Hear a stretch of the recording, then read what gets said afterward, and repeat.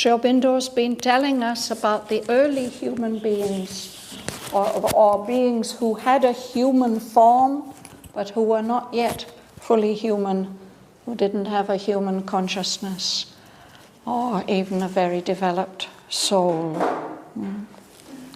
And he says that none of them thought to look beyond the hour's gains, or dreamed to make this earth a fairer world, or felt some touch divine surprise his heart. These are beings that have a human form, but are still animal in their consciousness. So they can't look far into the future, they can't dream ideal dreams, they don't experience some divine touch on the heart. So I'm going to read on from there, page 145, line 480. It's continuing about these early beings.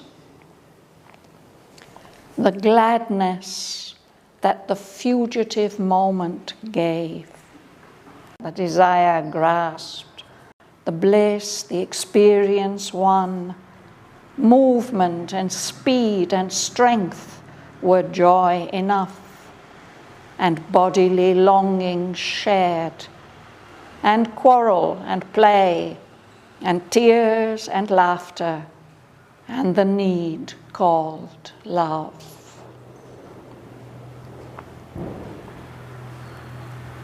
In war and clasp, these life wants joined the all-life, wrestlings of a divided unity, inflicting mutual grief and happiness in ignorance of the self forever one.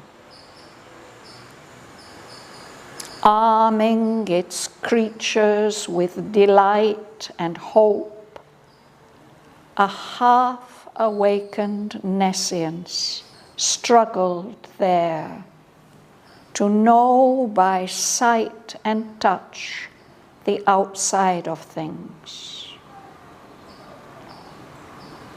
Instinct was formed. In memory's crowded sleep, the past lived on as in a bottomless sea.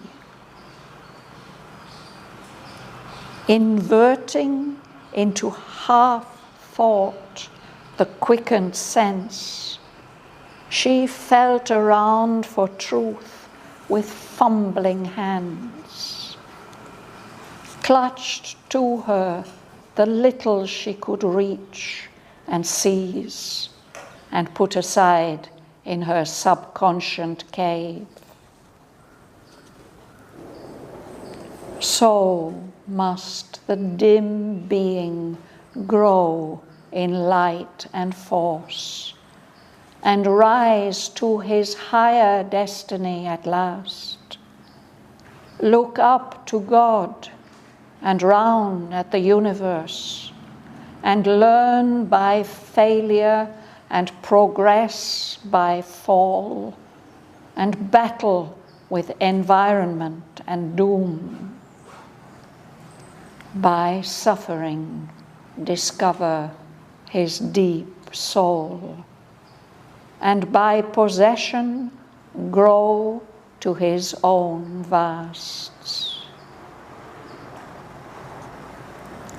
Halfway she stopped and found her path no more. Still nothing was achieved but to begin. Yet finished seemed the circle of her force. Only she had beaten out sparks of ignorance. Only the life could think and not the mind. Only the sense could feel and not the soul.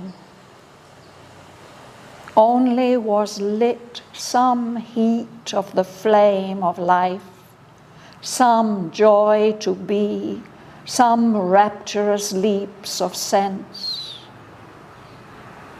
All was an impetus of half-conscious force, a spirit sprawling, drowned in dense life foam, a vague self grasping at the shape of things. Behind all moved, seeking for vessels to hold a first raw vintage of the grapes of God. On earth's mud, a spilth of the supernal bliss, intoxicating the stupefied soul and mind, a heady wine of rapture, dark and crude, dim, uncast yet into spiritual form, obscure inhabitant of the world's blind core, an unborn Godhead's will, a mute desire.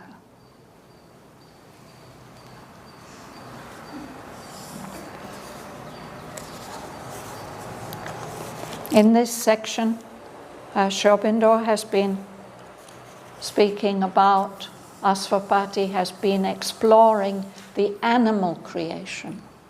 In this canto, we see 3 levels of evolution. Life, simple life forms just beginning to emerge from matter.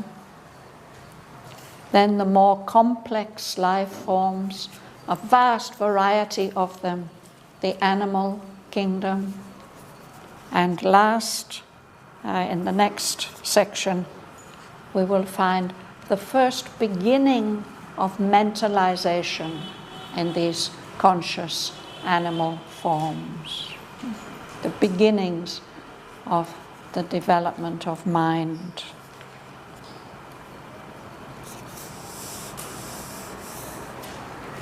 So we started at line 480 about these primitive beings living more or less like animals, absorbed by the outward touches of the things and the sense experiences. You'll read, Martin? The gladness that the fugitive moment gave, the desire grasped, the bliss the experience won, movement and speed and strength were joy enough, and bodily longing shared, and quarrel and blame, and tears and laughter, and the need called love. So, none of these beings are thinking into the future, planning, dreaming. No? They're absorbed in the experience of the moment. So the delight of the moment is enough for them. The gladness that the fugitive moment gave. Just a moment's enjoyment. No? The satisfaction of fulfilling a desire, the desire grasped. That kind of limited bliss, that experience which is gained, and particularly movement and speed and strength. These are the joys that are enough for these beings, along with bodily longings shared, and quarrel and play, and tears and laughter, and the need called love.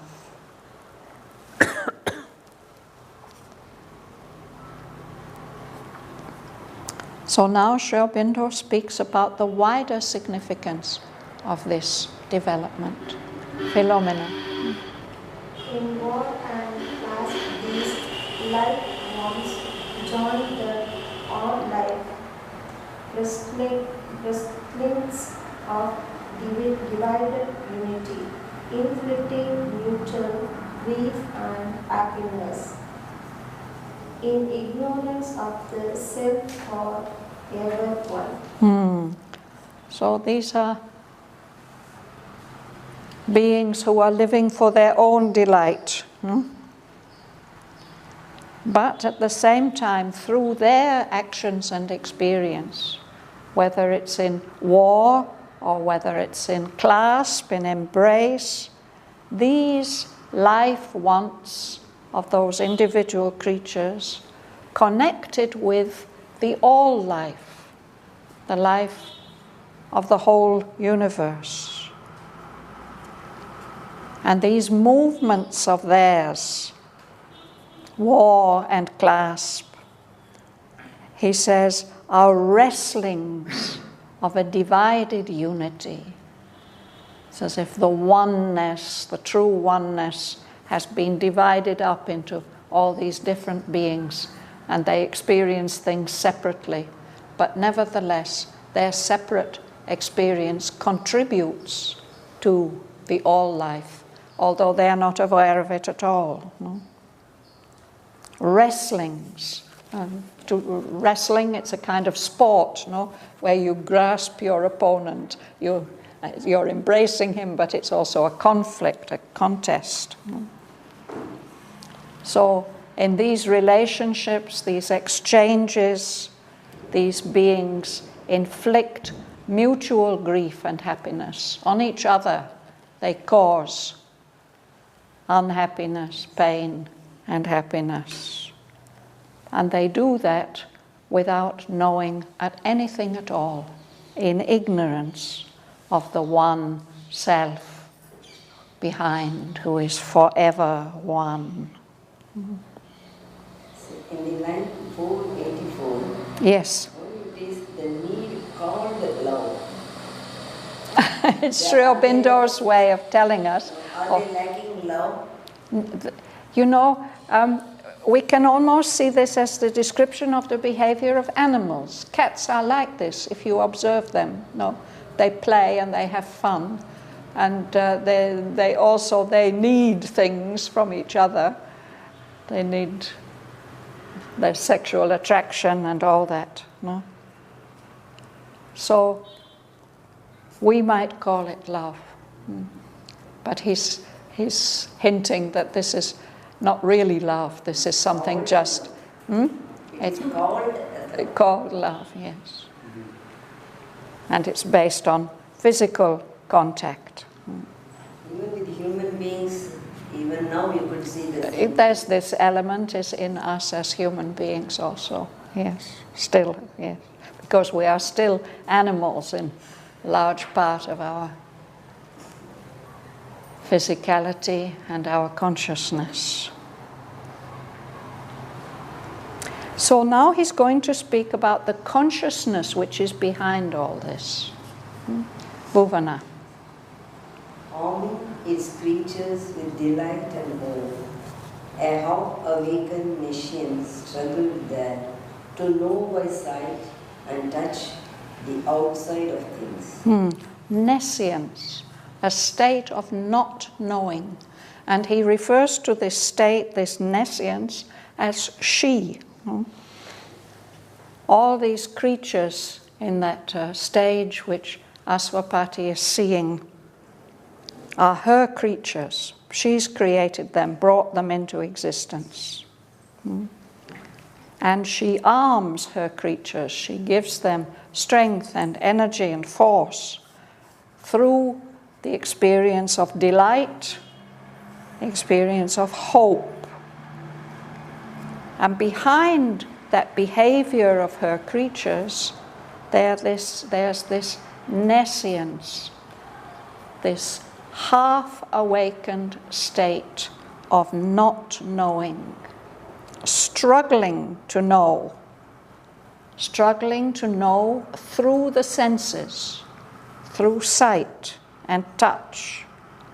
It's struggling to gain knowledge about the outside of things, everything that we can touch with our senses. And now Sri Aurobindo mentions that two important tools of consciousness develop at this time. Kamala. Instinct was formed in memories crowded beneath. The past lived on us in a bottomless sea, inverting into all thought the quickened sense. She felt around for truth with foaming hands. Clutched to her the little she could reach and seize, and put aside in her subconscious state. Yes. So this is the stage, he says, in which instinct gets formed. This is such a very important element in animal development and in our development even. And there's something like memory forming. It's still not conscious memory. It's forming in a kind of sleep state. But that memory is getting packed full, crowded sleep. The past lives on in the individual consciousness, perhaps also in the group consciousness, as if it's somehow being stored in a bottomless sea, all these memories. So this nescience, this conscious power which is behind this stage of development, it's inverting into half thought the quickened sense. If something is pointing upwards, we can invert it and make it point downwards. Or if it's pointing downwards, we can invert it into the opposite direction. So these memories are sinking down in the consciousness, and this power turns them the other way up into something that's almost thought, almost conscious mind. It's in fact only the senses which have been aroused, made more alert, more intense. But it becomes almost something like thought. And that power is feeling around for truth. It's not just knowledge. She wants to know accurate knowledge. But she's only got these fumbling tools, not even really hands, but the senses. Fumbling, it's when in the dark we can't see and we are looking, we know something is there, how to find it. And she, whatever she can get hold of, she clutches onto it. Clutched to her the little she could reach and seize, and she stores it up in her subconscious cave. This is not yet overt consciousness. This is sinking down into this sea of the subconscious, from which so much comes to us without our knowledge. What's the difference between nescience and subconscious? Nescience is not knowing. Nescience. Nescience. Yes, nescience means not knowing, not having knowledge. But it is a kind of knowledge, no? She's getting hold of these sense impressions, memories, instinct tells her what to do with them. So all that is being stored up in the subconscious levels. And later on they'll rise up and become more conscious. Diego, you like to read? So must the dim being grow in light and force, and rise in his higher destiny at last, and look up to God and round at the universe, and learn by failure and progress by fall, and battle with environment and doom, by suffering discover his deep soul, and by possession grow to his own vasts. So interesting. It seems just like fumbling around and nescience and subconscious, but this is the way that evolution, the evolution of consciousness comes about. So this dim being, the conscious being within that is still half asleep, it has to grow in light and force, in strength, and in this way rise up to his higher destiny at last. That's how we will evolve towards our not only higher but highest destiny. We'll be able to become more conscious and look upwards at God and round at the universe around us, and we'll be able to learn by our failures, and we'll be able to build on our failures, progressing by fall. And we'll be able to battle with all the obstructions that the environment presents to us, that the universe faces us with, and doom, even disaster. By suffering, the dim being will discover his deep soul. And by possession, by becoming master of his experience, he will grow into his own vasts, his own wide spaces. At the moment he's confined to just this little being with its small sensory perceptions. But the destiny of each of those individual beings is much vaster.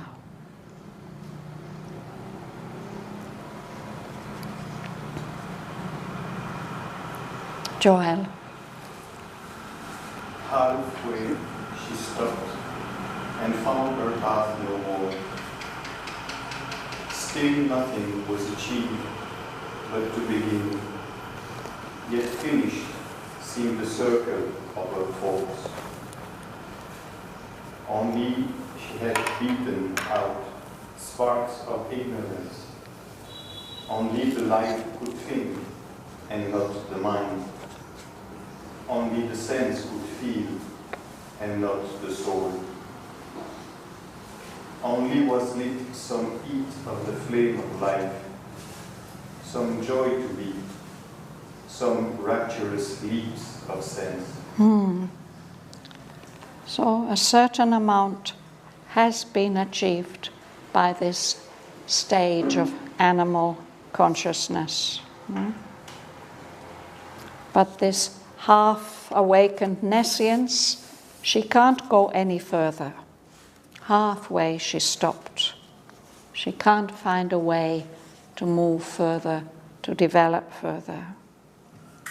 And still nothing has been achieved except just a beginning. But she doesn't seem to have the strength, the power to go any further. Yet finished seemed the circle of her force, as if she's done everything that she can do in her limitations. So what has she done? She's beaten out sparks of ignorance, little flashes of light. And only the life could think. Some consciousness that is there in the life being, not yet the mind. The mind has not yet been developed. Only the sense could feel, all these outer senses. The soul, so far it hasn't learned to feel. some heat, some warmth and enthusiasm of the flame of life has been lit. There's some delight, some joy to be, some rapturous leap of sense. Sometimes those sense experiences become very intense and delightful. Will you read, please? Yeah. All was an impetus of half-conscious force, a spirit sprawling, drowned in dense life form, a weak self-grasping at the shape of things. That's all there is at this stage. There's an impetus, a push, a drive of half-conscious force, of energy, shapeless energy. There's a spirit there, but this spirit is as if drowned in thick foam, dense life foam. Of course, we have foam on the top of water that's moving quickly, but this sounds something a bit more polluted. You know, the foam is really dense, and there the spirit is as if trapped in that dense life form of sense impressions. It's a vague self, grasping, trying to get hold of the shape of things around it. Tomoko. Behind, all move, seeking for vessels to hold.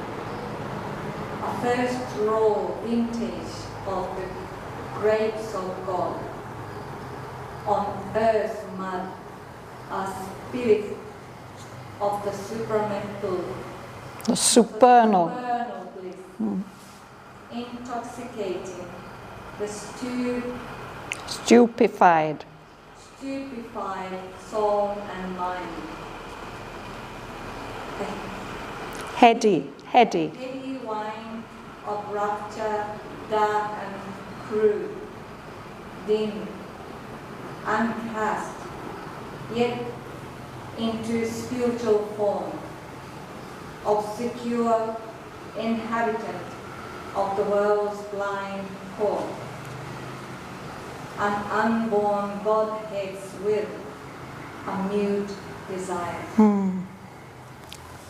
I think this is such an amazing sentence. Behind all this animal creation, this development of life, something is moving there.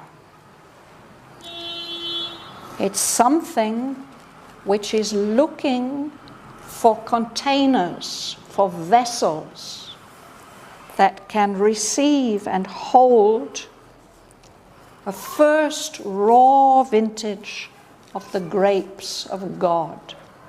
A vintage is when we harvest grapes, and then the grapes are turned into wine. The type of wine, the year, the place, all that, that's the vintage. For in this symbolic language which Mother and Sri Aurobindo are using, the wine is always delight. But this is quite a crude sort of delight. A first raw vintage of the grapes of God. It's not something very refined and highly developed. He says it's even just been spilled onto the earth, onto the mud of the earth. But what it is like an overflowing of the supreme bliss, the supreme ananda and delight.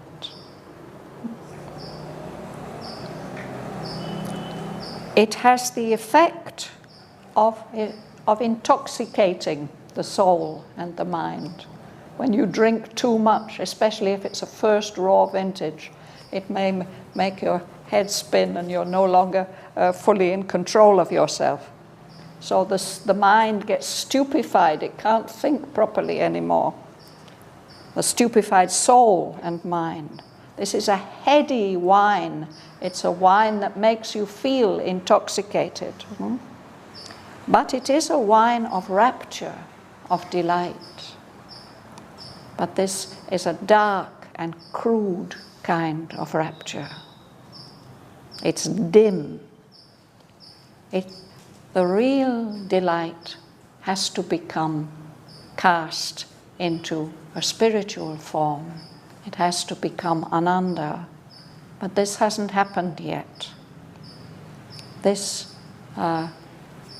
first raw vintage is an obscure inhabitant, dark and confused, inhabiting the world's blind core. But it does represent the will of a divine being, a divine force, which has not yet been born.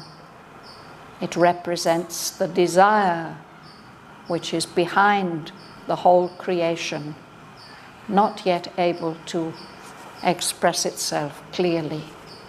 It is mute.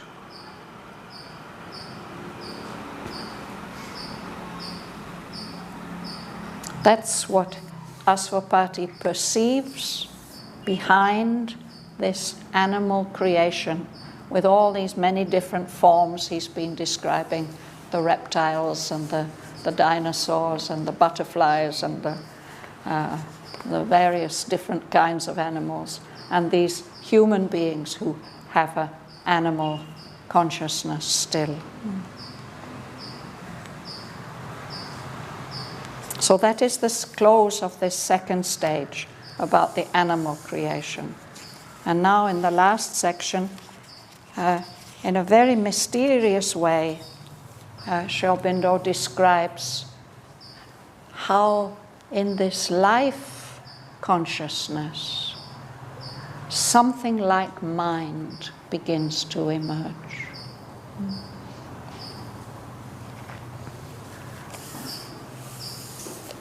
Rita. A third creation now revealed its face. A mold of body's early mind was made. A glint of light kindled the obscure world force. It adored a driven world with the seeing idea and armed the act with thought's dynamic point. A small thinking being watched the works of time. So this is the third creation. First the material vital, then the vital vital, and now the beginning of this third creation where there's some mind mixed in. A mold of body's early mind. It's still a physical mind. No? It's only a glint of light, a little flash of light. But it kindles, it sets on fire the obscure world force. To dower, we know that word endow, to give, to bestow something. No? So this glint of light dowered, it gave to this driven world, this world that's driven by impulses and instincts, with a new power, with thought's dynamic point. The idea that thought can aim at a particular point and act there. So for the first time, Aswapati sees a small thinking being watching, observing what's going on in time. And how did this happen?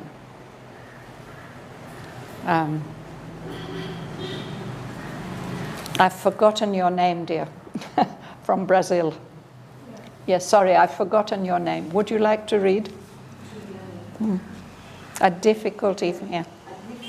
Evolution from long, count and mask integration from above. Else this great, plain, inconscient universe could never have disclosed its free mind, or even in blankets, walked in vast and many. The intelligence that devised the cosmic scheme, yes. So he's telling us how this process of evolution works. Here he's telling it in a particular context, but in fact this is the way evolution always works. There's a difficult evolution from below. Something is moving or aspiring to move, and that calls to a masked intervention from above. A power comes down. We saw it described very, very beautifully at the end of Canto 3 with the descent of the life force into the material world.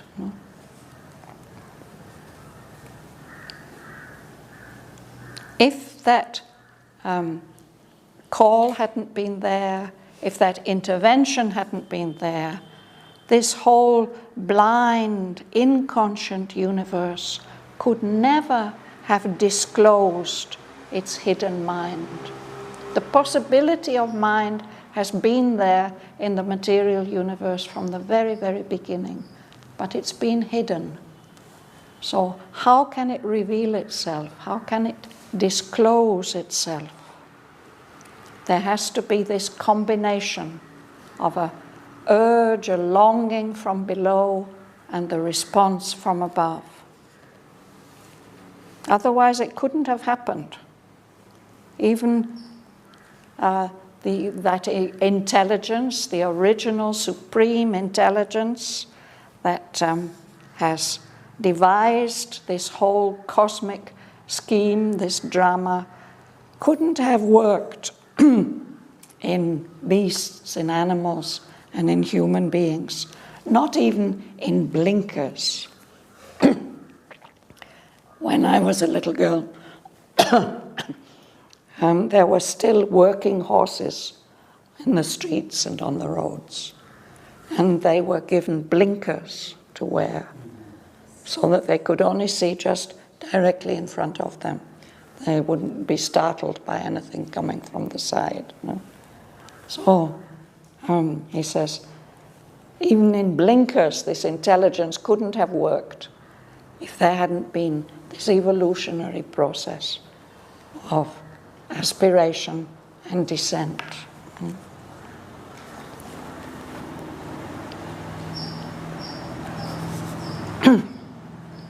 Matthias. At first he saw a dim, obscure mind power, moving concealed by matter and dumb light. The current thin, it streamed in light's vast flow, tossing and drifting under a drifting sky, amid the surge and glimmering, tremulous wash, released in splash of sense and feeling's waves. So he sees it again as if something is happening in a sea. A dim, obscure mind power is moving. We can't see it because it's hidden by the movements of matter and that dumb, unconscious life. But although it's only a very thin current, there it is. It's streaming along in the vast flow of the ocean of life, which is tossing and eddying under a drifting sky, this sky of uncertainty of mind. There's that thin current flowing in the midst of the waves and the glimmering, tremulous wash. Water moving, maybe it has phosphorescence glowing on the surface. This mind current is set free. It can be projected out of the flow of matter and dumb life. It's released just as a splash of sense feeling, sensation, and waves of emotion.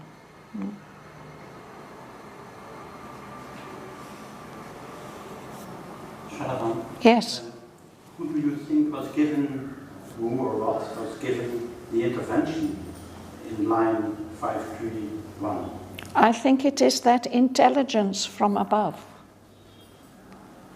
There's the intelligence that has devised the world scheme, but in order for it to become active in this material world, there was needed this evolutionary call, the call from below, and then the intervention comes from above.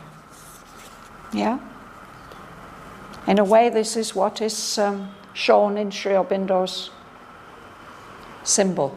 No?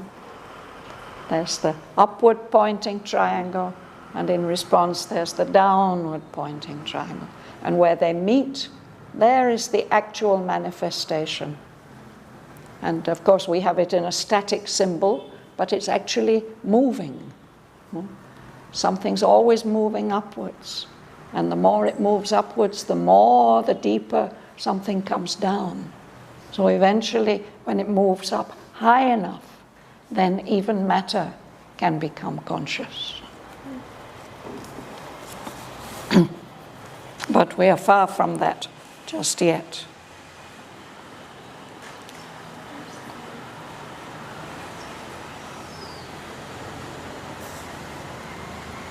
Alice. In the deep midst of an insentient world, its huddled waves and foam of consciousness ran, pressing and eddying through a narrow strait, carrying experience in its crowded pace. So this it's this thin current of mind power. No? As still only a very thin current deep in the midst of this inconscient world.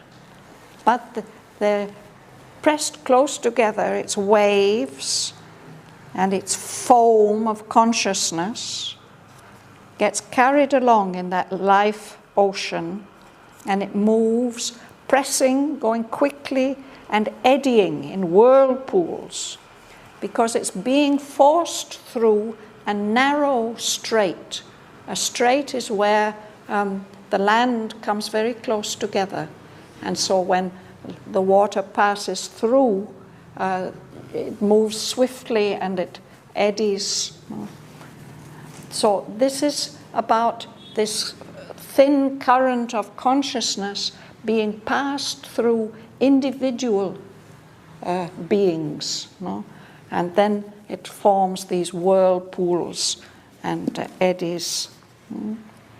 And in this way, it begins to emerge. It's carrying experience in its crowded pace, the beginning of mind. Tone. It flowed, emerging into upper light. From the deep pool of its subliminal birth to reach some high existence still unknown. There was no thinking self, aim there was none. All was unorganized stress and seeking's fate. Only to the unstable surface rose sensations, steps and edges of desire, and passion's moods and brief emotions cries, a casual colloquy of flesh with flesh, the murmur of heart to longing wordless heart, glimmerings of knowledge with no shape of thought, and jets subconscious will or hunger's pools.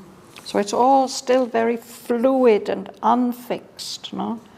And things come up to the surface and they sink back again, and they're all very, very vague.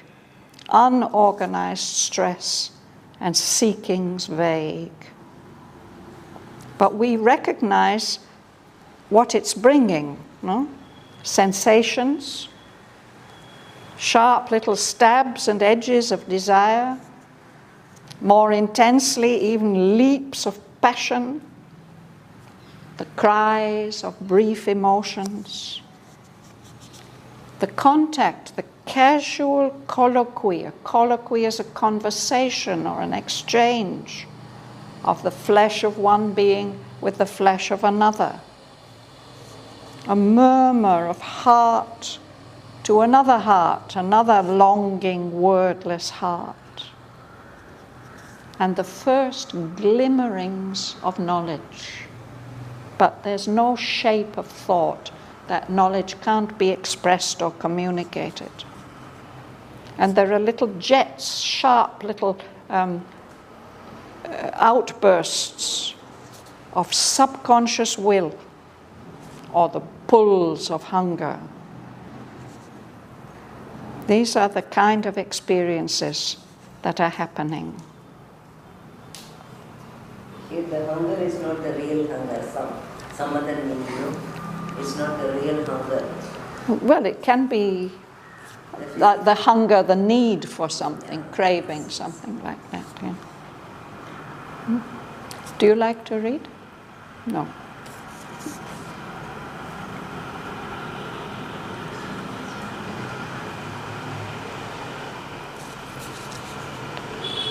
I think we'll stop there for today.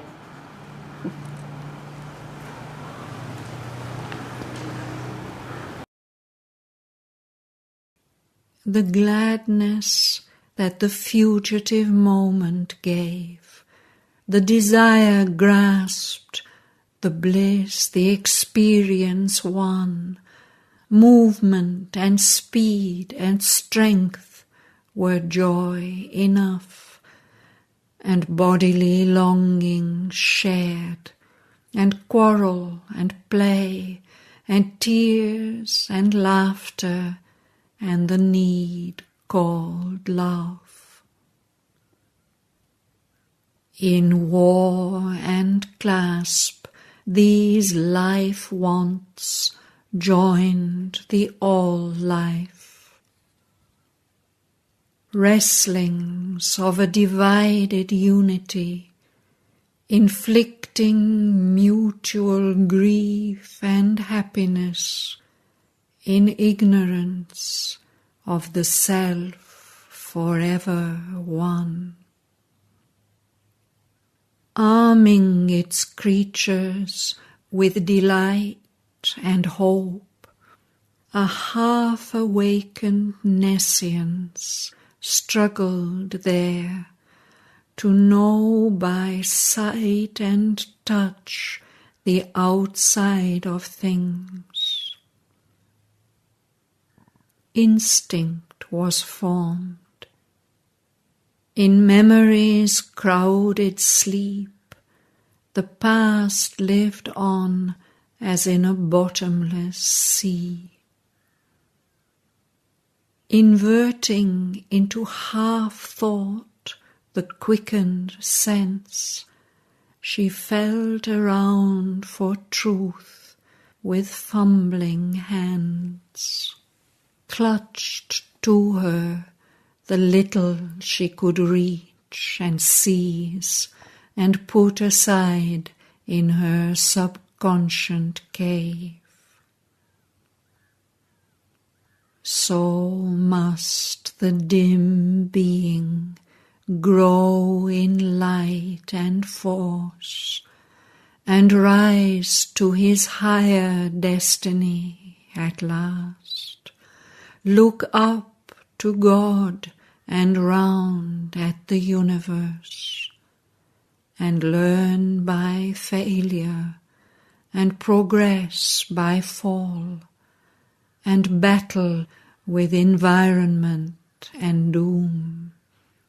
By suffering discover his deep soul, and by possession grow to his own vasts. Halfway she stopped and found her path no more. Still nothing was achieved but to begin, yet finished seemed the circle of her force. Only she had beaten out sparks of ignorance. Only the life could think, and not the mind. Only the sense could feel, and not the soul. Only was lit some heat of the flame of life, some joy to be, some rapturous leaps of sense. All was an impetus of half-conscious force, a spirit sprawling, drowned in dense life foam, a vague self grasping at the shape of things.